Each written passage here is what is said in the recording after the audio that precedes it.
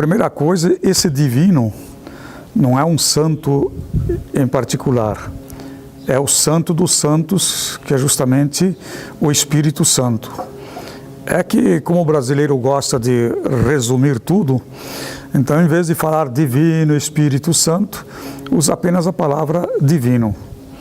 Então, na Europa, até o ano, lá pelo ano 1200, 1300, eles achavam que depois do reinado de Jesus, viria o reinado do Espírito Santo. Então aí aquela louvação toda ao Espírito Santo, não substituindo Jesus, mas colocando ele como aquele que transforma, aquele que renova e coisa. Então, era uma devoção muito espalhada pela Europa. E acontece que no palácio do rei Diniz e da rainha Isabela de Aragão, começou a juntar muito pobre. E quanto mais ajunta, mais se multiplica. Porque a rainha Isabel era muito caridosa, então distribuía víveres, dava a cesta básica, se fosse hoje, né? Só que aquilo lá foi aumentando, aumentando, e o rei não estava gostando nada daquilo lá. Então pediu para ela acabar. Mas em vez de deixar os pobres de mãos vazias, ela começou a incentivar os agricultores a sustentarem esses pobres. Então mandarem alimentos, mandarem gado. E para incentivar melhor, então inventou essa devoção ao Divino Espírito Santo. E criou inclusive um símbolo muito especial, que é a bandeira do Divino.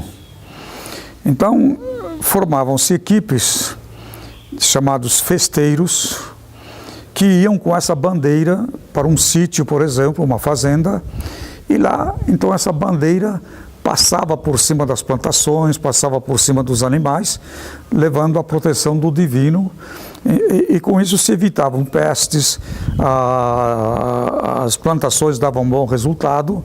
Isso então pegou fogo e começou assim a se transformar a festa numa instituição anual.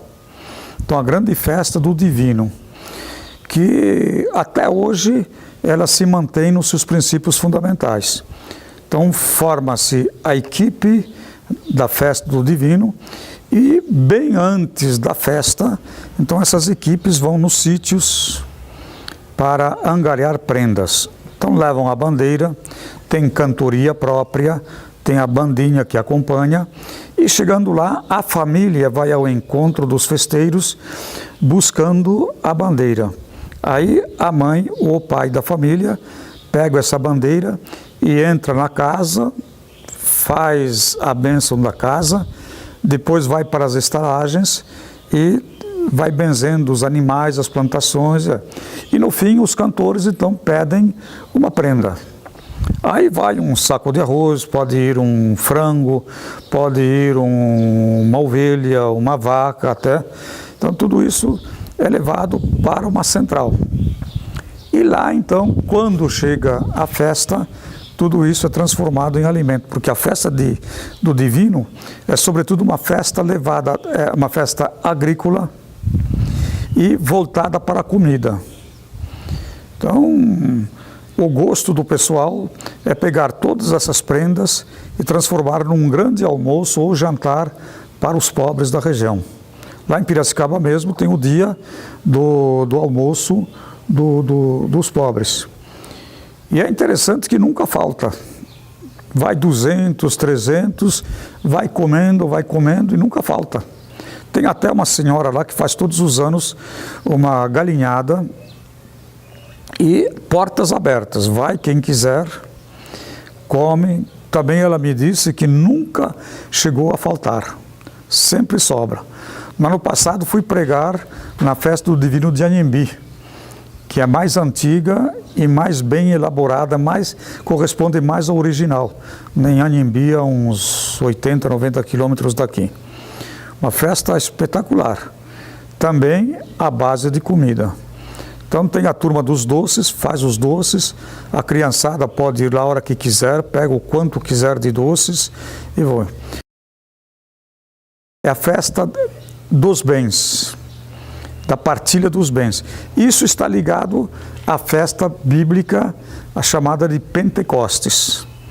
Pentecostes não foi criada pela Igreja Católica nem pelos cristãos.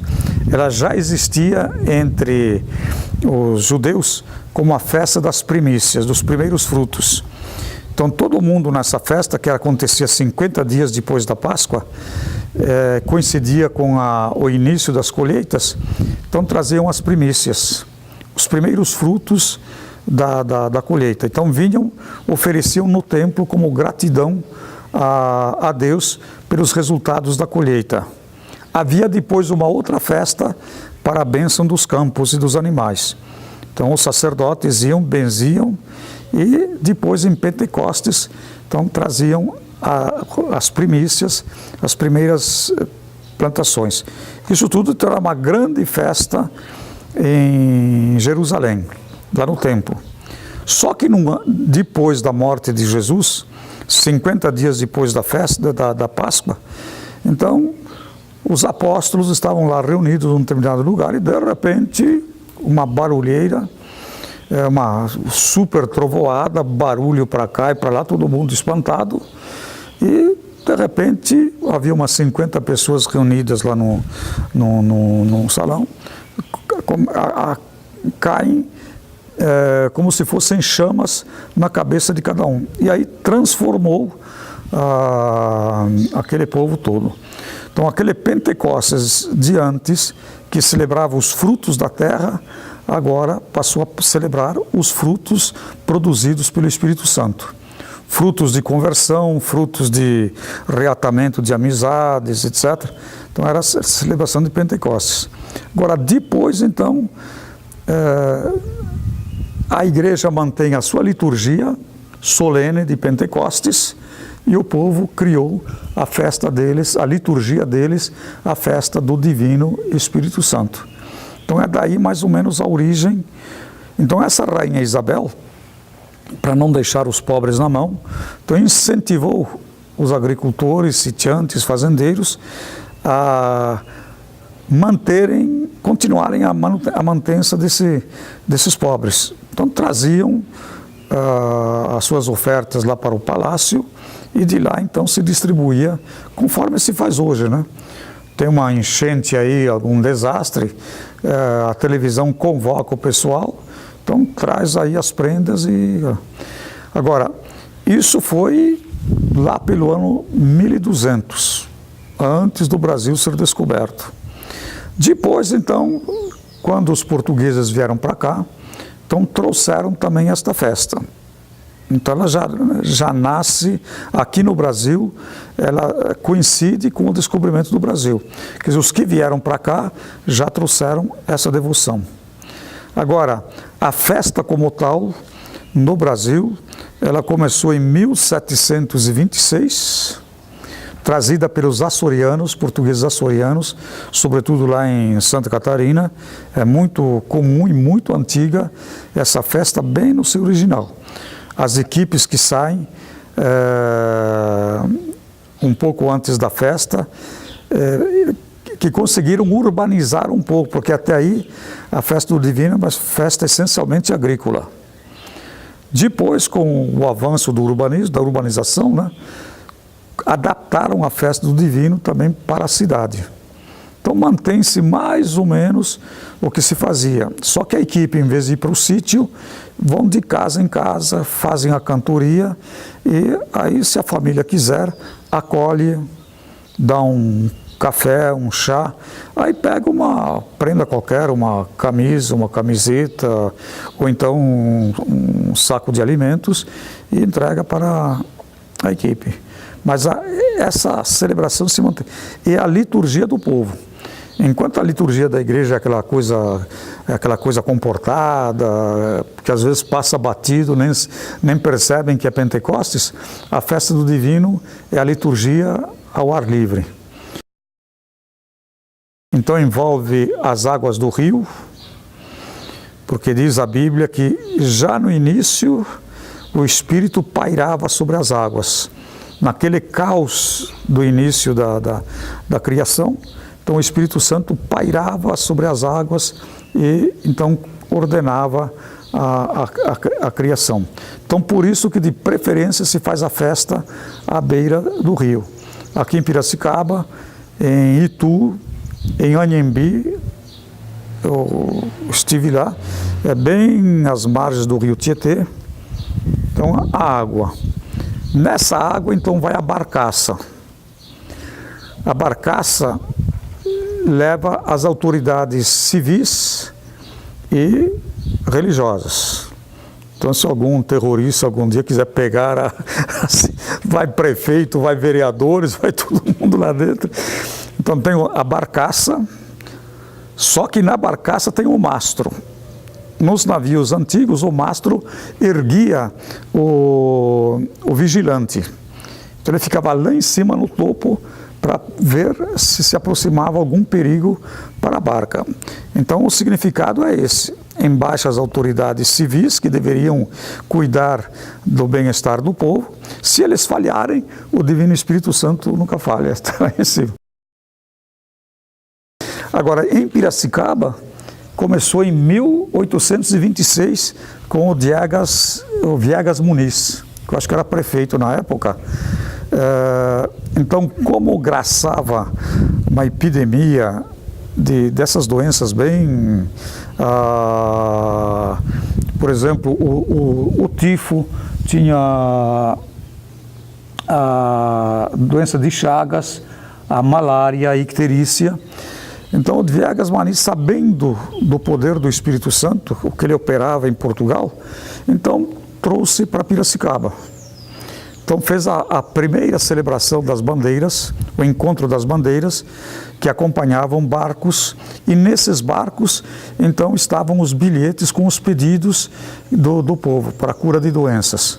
Então eles vinham lá do fundo, não me lembro de onde é que eles partiam, e subiam até o Salto de Piracicaba. Lá então havia um encontro com a barcaça e aquela procissão que se faz no rio, com aquela barcaça cheia de gente e as barquinhas do lado trazendo então os pedidos da coisa. Então foi daí que surgiu. Então em 1826, em 1775, então oficializou-se a festa no Brasil. Em 1826, então em Piracicaba, com o Viegas Muniz. E de lá para cá, sempre para melhor. Nem me lembro mais nesse ano em que deve estar, não sei se é 175 anos já, ou 176, da festa do Divino em Piracicaba. E é uma festa que não é simplesmente folclore. Eu conversei com o pessoal da cozinha, aquelas senhoras antigas, né? Perguntei, mas isso aqui não é apenas uma festança? Não, para nós fazemos tudo isso aqui porque temos fé no Espírito Santo. Para eles não tem essa de folclore, de coisa. A festa do Divino é a festa do Divino Espírito Santo, numa liturgia especial, com muito simbolismo. Então a bandeira, por exemplo, essa aqui é uma miniatura, né? Mas a bandeirona do Divino é maior do que esse quiosque. E ela vai. E é interessante, tem também a chamada mortalha. O pessoal, eu vi lá em Anhembi, mas eram centenas de pessoas. Tem uma avenida muito bonita lá à beira do Tietê.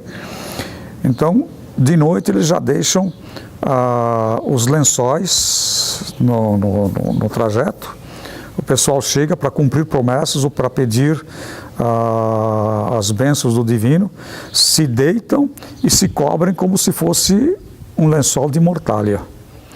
E aí, na procissão, a bandeira do Divino, a grande bandeira, vai passando por cima deles, e esse é como se fosse uma água benta que passa por cima dos doentes.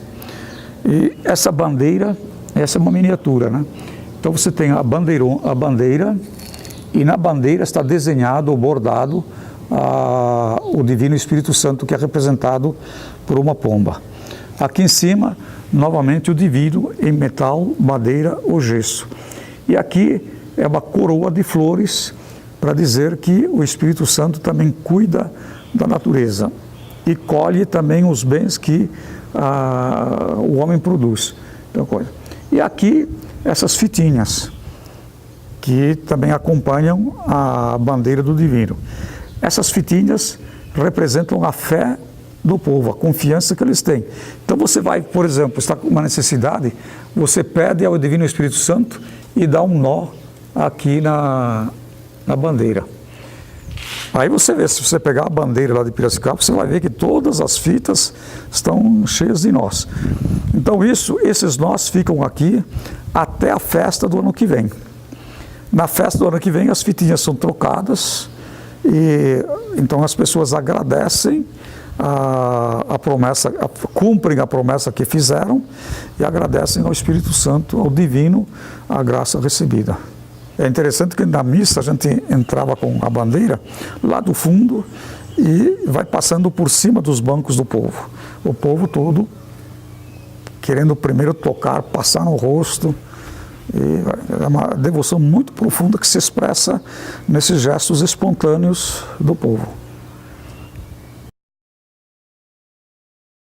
A festa oficial da igreja, Pentecostes, passa batida.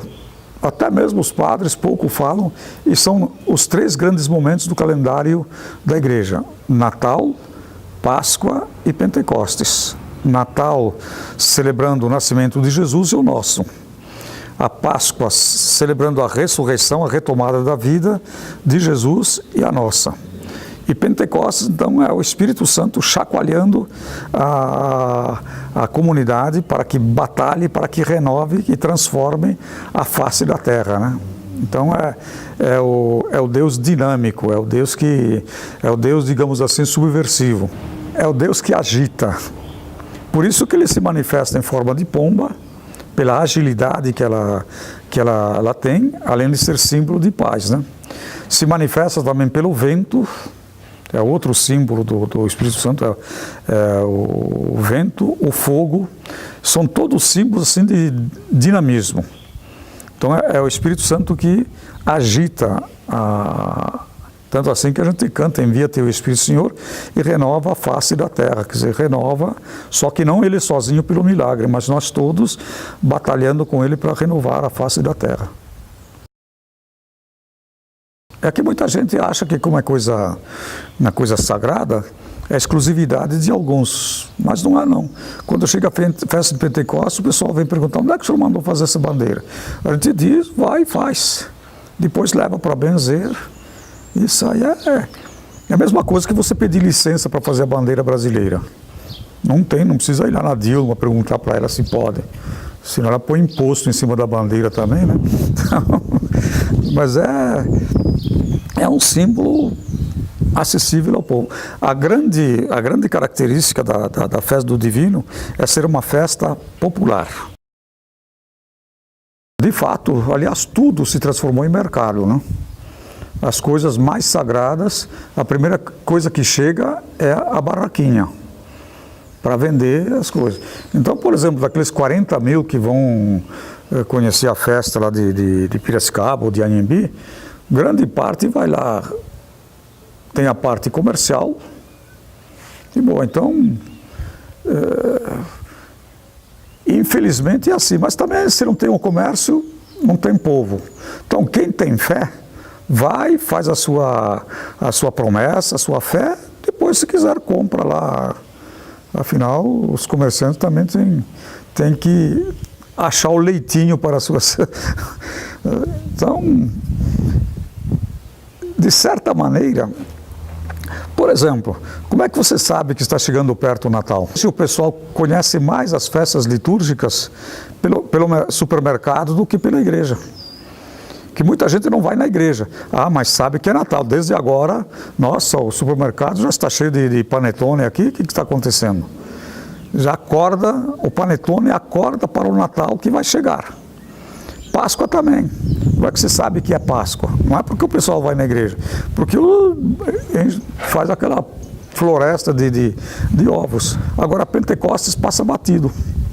O comércio não achou ainda um distintivo, alguma coisa para vender em Pentecostes. Se for vender pombinha assada, o Ibama cai em cima porque vai ser uma matança de pombos. Quer dizer, o Pentecostes passa batido, aliás, passa na cabeça do povo por causa da festa do Divino, que é uma festa visível. O Pentecostes da igreja se faz dentro da igreja. E hoje não são muitos os que lotam a igreja, né? Tanto assim, a diferença que você vê, né? Você pega no Natal, você não tem lugar na igreja. É super lotado de gente. Chegou Páscoa, menos, mas também está lotado. Chegou Pentecostes, é aquela meia dúzia de sempre. Agora, no Divino não. O Divino atrai 40 mil pessoas, 50 mil pessoas. Então, tem que ter um lado visível, atrativo para o pessoal ir. Que só a fé é muito teórico, é muito abstrato, né?